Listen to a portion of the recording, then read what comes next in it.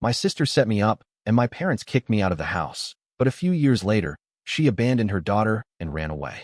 Hey everyone, before I start, I just want to ask you to subscribe, like, and turn on notifications. The channel has been struggling lately, and apparently, not many people watch until the end. It would really help out. Hi Reddit, here's what's been going on in my life lately. I'm 26, living with my parents while finishing my studies to become a physiotherapist. I also work at a rehabilitation center, so my days are usually packed, but I like staying busy.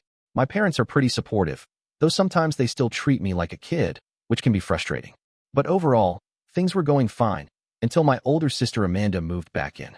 Amanda is 29 and recently went through a rough divorce. She has a 7-year-old daughter, Lily, who's honestly the sweetest kid, but it's obvious she's been affected by everything that's happened. I hadn't seen Amanda much in the last few years because she was busy with her own life, but when she showed up at our parents' house, she looked completely different.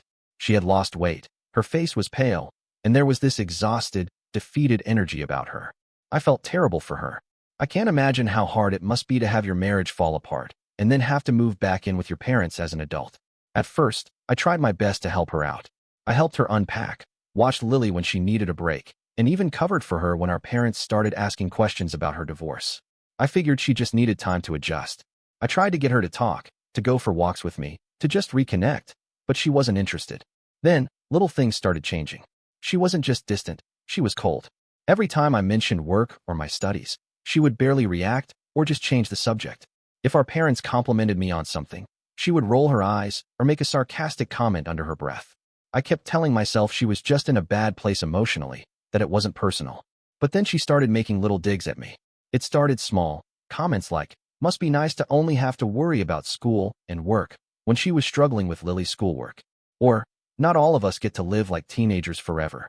At first, I ignored it. I told myself she was just lashing out because she was unhappy. But then, she started doing it in front of our parents. One night at dinner, after my mom asked about my upcoming exams, Amanda suddenly cut in with, "Wow, Ollie, your life sounds so perfect. No real problems, just school and a job you actually like. Must be amazing." My parents told her to stop, but she just shook her head and laughed. "No, I'm serious. Some of us don't get to just follow our dreams without consequences." That hurt. I've worked hard to get where I am, and she made it sound like I was some privileged kid playing around while she was suffering in the real world. Then, she started making comments in front of Lily. One morning, while I was getting ready for work, Amanda was helping Lily with her shoes. As I walked past, Lily asked why I always had to go to work. Amanda sighed and said, "Because Aunt Ollie only has to worry about herself. Not like us, huh?"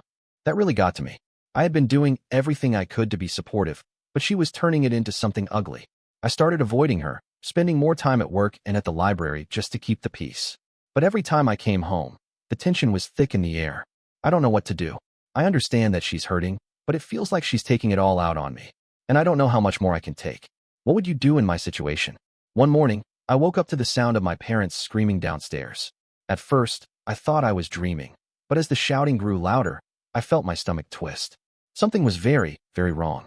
I threw off my blanket and rushed downstairs, my heart pounding so hard I could barely hear over the blood rushing in my ears.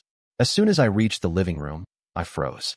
My mom was sobbing, my dad's face was red with fury, and Amanda was standing right between them, holding a stack of papers with the smuggest expression I had ever seen. "There she is," she said, her voice dripping with fake disappointment.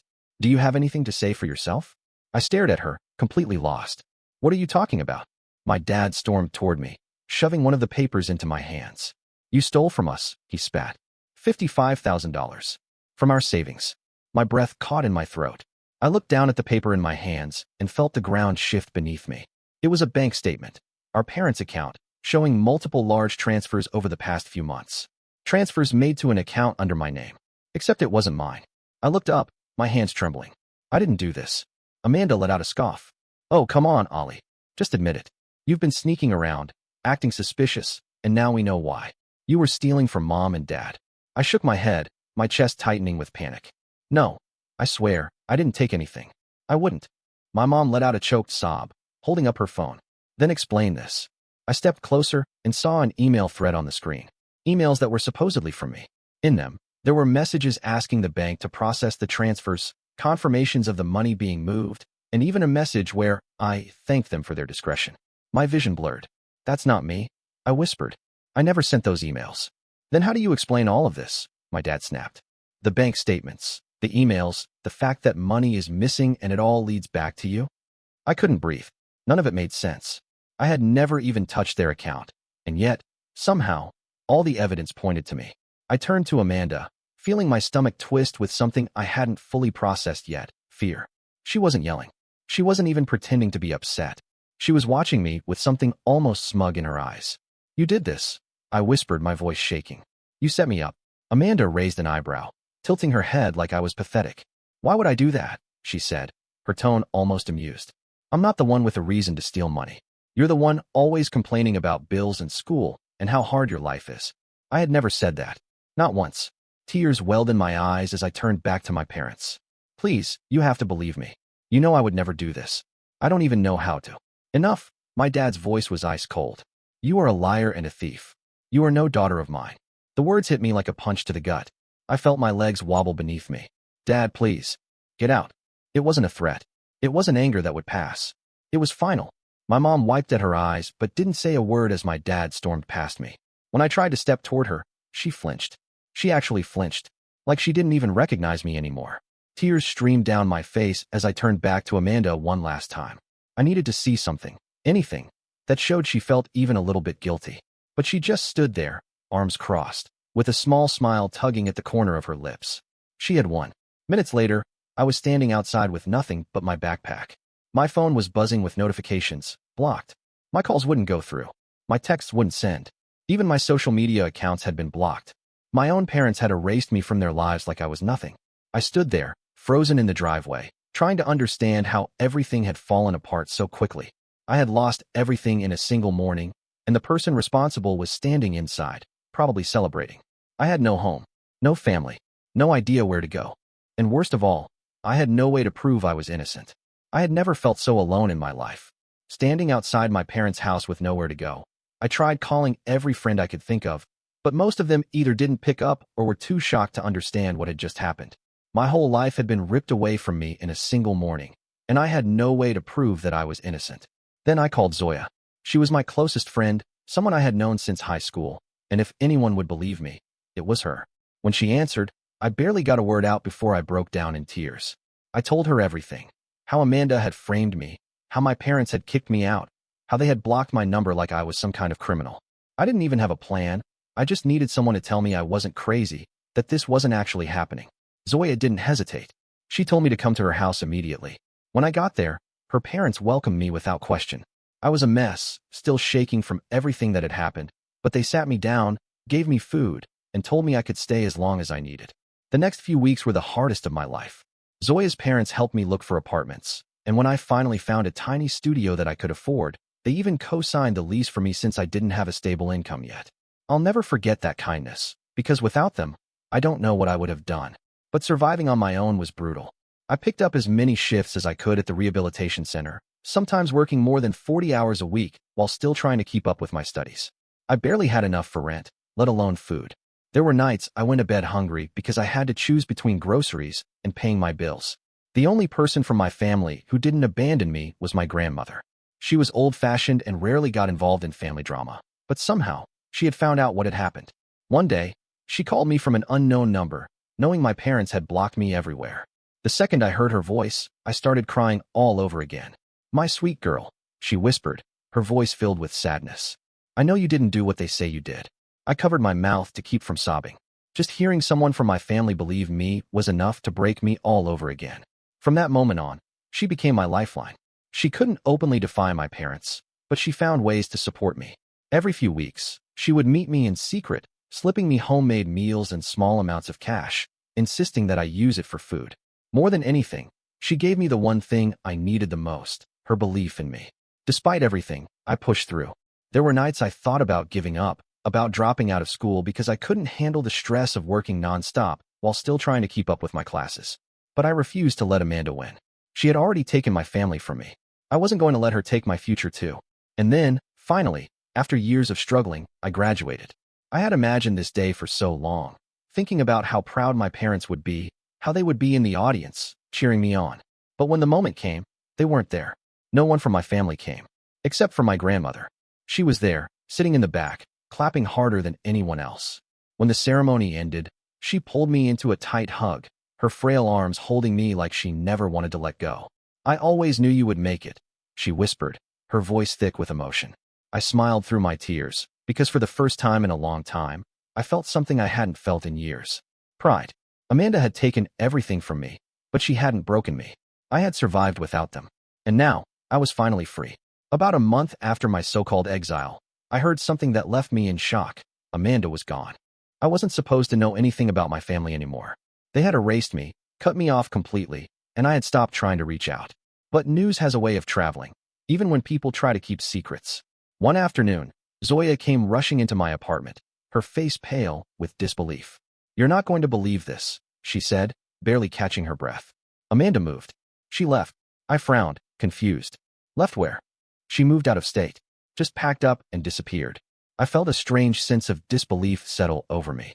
Amanda had always been a selfish person, but I never thought she would just leave. But then, Zoya told me something even worse. She left Lily behind.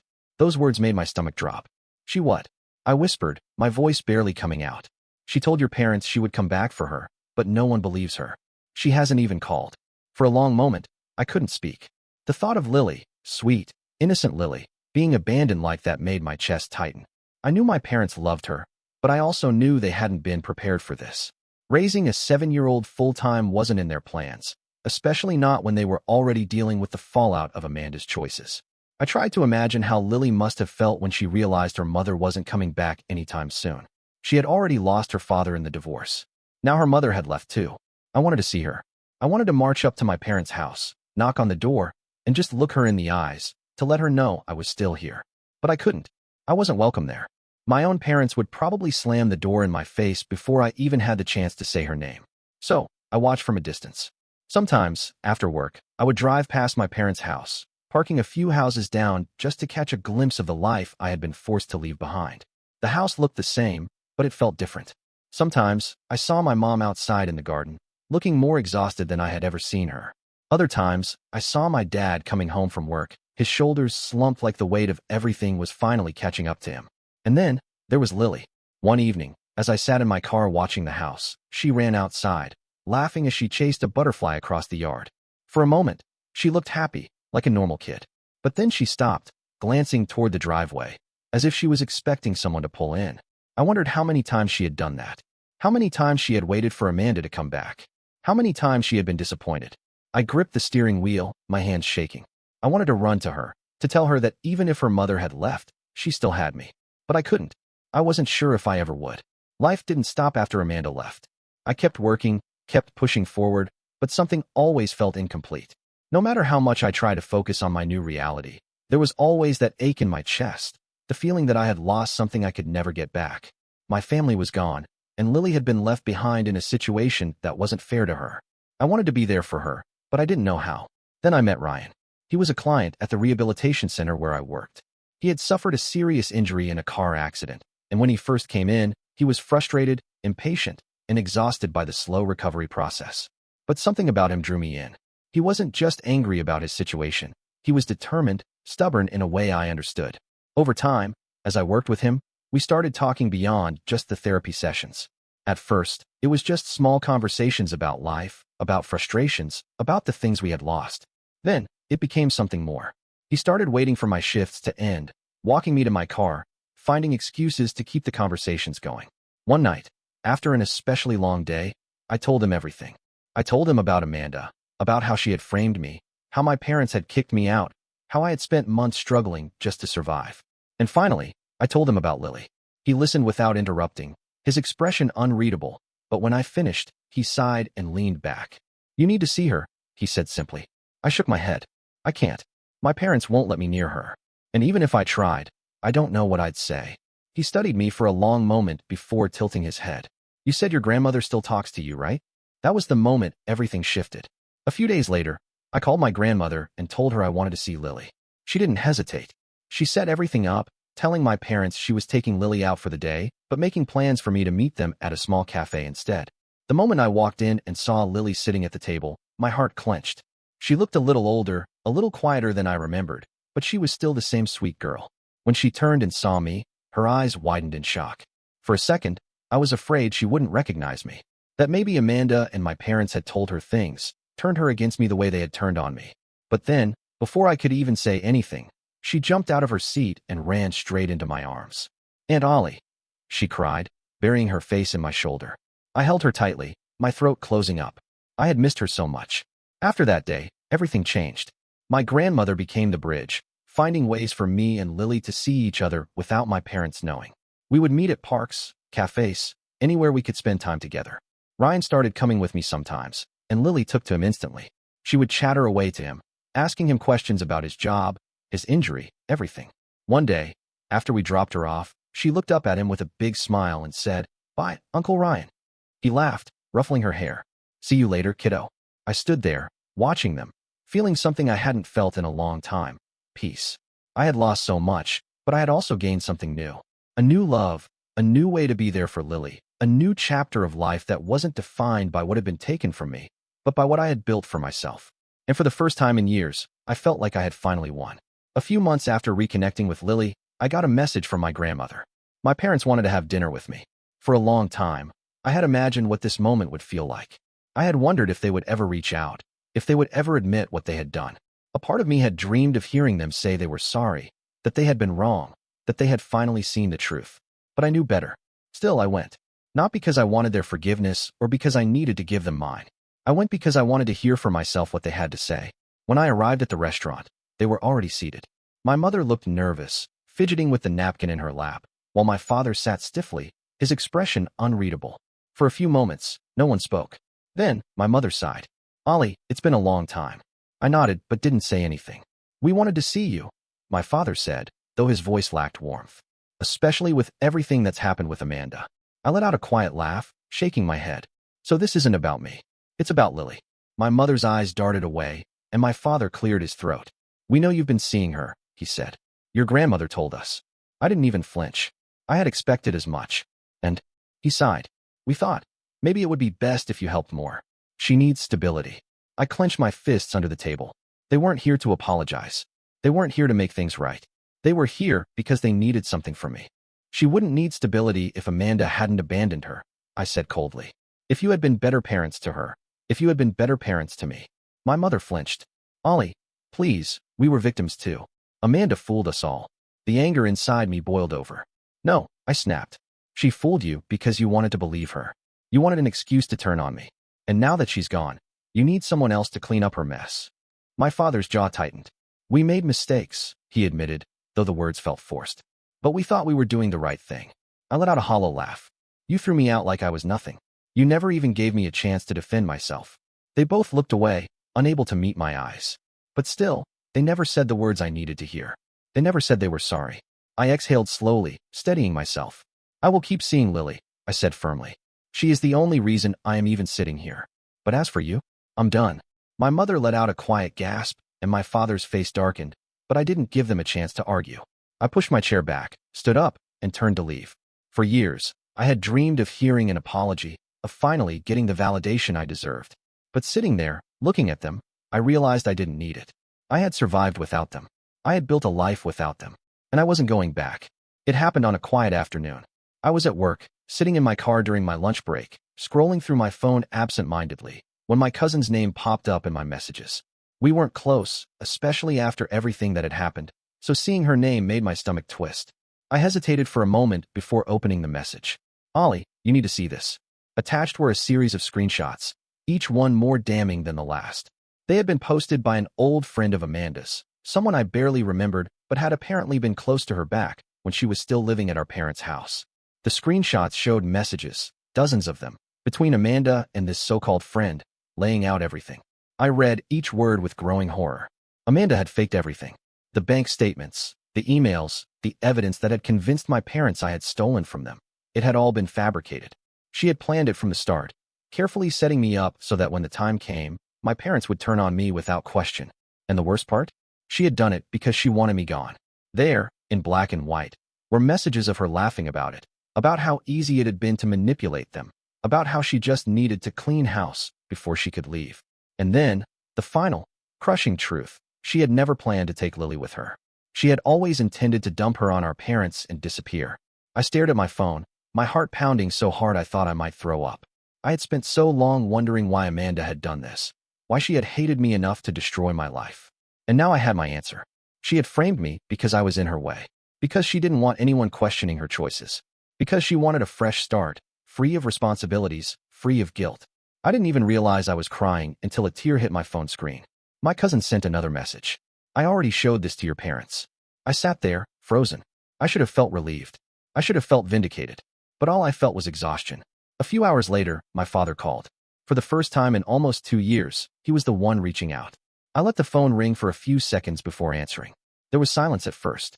Then, his voice came through, sounding more tired than I had ever heard it. Ollie. I waited. We saw the messages, he admitted. We know the truth now. I exhaled slowly. And he was quiet for too long. Then, with hesitation, he said, we made a mistake. I almost laughed. A mistake. That was what they were calling it. Not a betrayal. Not a complete failure as parents. Just a mistake. I should have been angry, but I wasn't. I had no energy left to be. We should have listened to you. My mother's voice came through now, softer, wavering. We didn't want to believe Amanda could do something like that. And yet, they had believed it so easily when it was about me. I waited, listening, hoping, just once, to hear the words I had been waiting for all these years. But they never came. Not an I'm sorry. Not an I was wrong. Just excuses, just regret laced with their own self-pity, as if they were the victims in all of this. I closed my eyes, gripping the phone tighter. I'm glad you know the truth, I said finally, my voice steady. But it doesn't change anything. Another silence.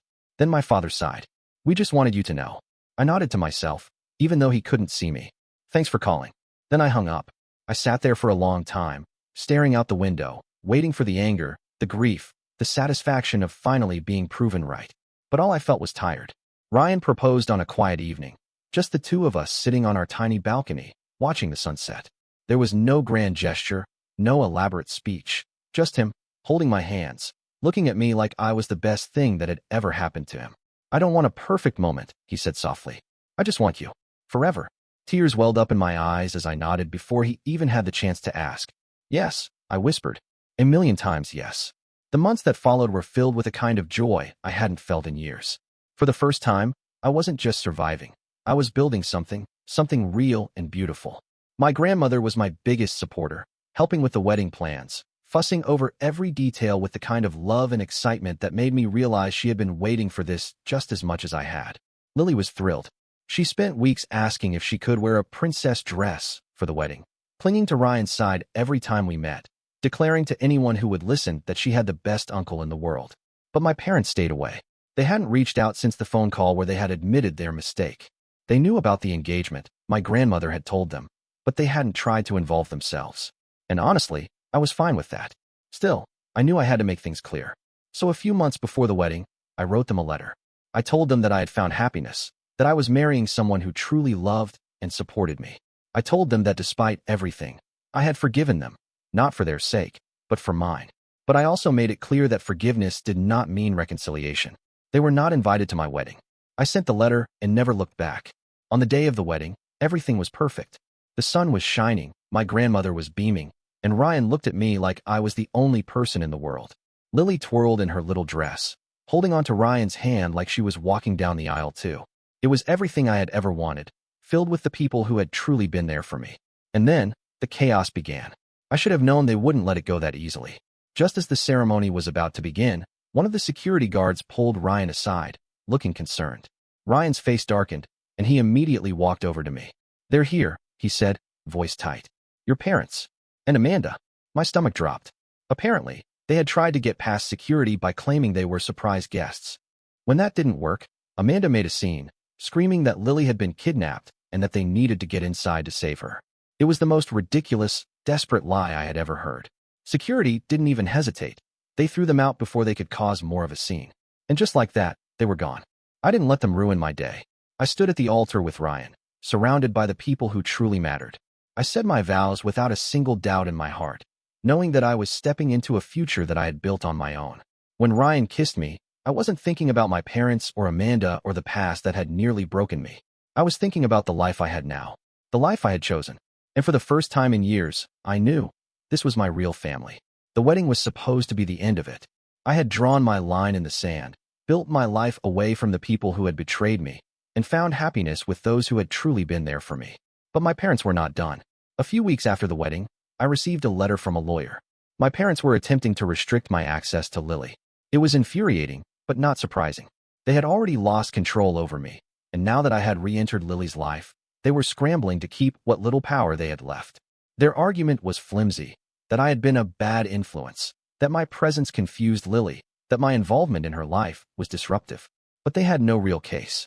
I had never done anything wrong. The court saw that immediately. The attempt failed before it even reached a full hearing. Still, the message was clear. They would rather push me out completely than admit they had been wrong. When the legal route didn't work, they tried manipulation. My mother called me out of the blue one evening. I almost didn't answer, but something in me was curious. Maybe, just maybe, she had finally realized what she had done. "Ollie," she said softly, "we need to talk." I stayed silent, waiting. We want to fix things. For Lily's sake. I exhaled, gripping the phone tighter. "No, you don't. You just want control." She sighed, as if I was the one being unreasonable. "That's not true. We're family." "No," I said firmly. "We're not. Not anymore." She made a small, wounded noise, as if I had hurt her. But the truth was, she had hurt me years ago, and I had survived without her. "I will always be there for Lily," I continued. "But you and Dad? We are done. You don't get to be part of my life just because it's convenient for you now." She tried to argue, but I hung up before she could. That was the last time I spoke to them. Amanda, on the other hand, had already disappeared completely. She never came back for Lily, never even tried. No calls, no visits, nothing. She had abandoned her daughter just as easily as she had framed me. Lily, despite everything, was okay. She had our parents, and she had me. More than that, she had Ryan, who had become the closest thing to a real father figure she had ever known. She thrived, growing up surrounded by love, not from the people who were supposed to give it to her, but from the ones who chose to. And that was when I finally understood something. Family was never about blood. It wasn't about obligation or guilt or being tied to people who had hurt you just because they shared your DNA. Family was about love, about trust, about the people who stood by you even when the world tried to tear you down. I had lost my parents, but I had gained something better. I had Ryan, my grandmother, Zoya, and most importantly, I had Lily. I had a real family, and I had never been happier. And that's how it all played out. Looking back, I can't believe how much has changed. I went from being kicked out, framed, and betrayed by my own family to building a life that is stronger and happier than anything I ever imagined. My parents lost me forever. Amanda disappeared into the wind, and in the end, the only real victim of their selfishness was Lily. But she's safe now, and that's all that matters. I've learned that family isn't about who you're related to by blood. It's about the people who stand by you, no matter what. It's about the ones who don't turn their back on you the second things get difficult. My real family, the people who stuck by me through everything, are the ones I will cherish for the rest of my life. So now I have to ask, what do you think? Do you think my parents ever actually regretted what they did? Or do you think they just wanted control over me again? And what would you have done in my place? Would you have forgiven them? Or would you have walked away for good like I did? Let me know. I'm really curious to hear your thoughts.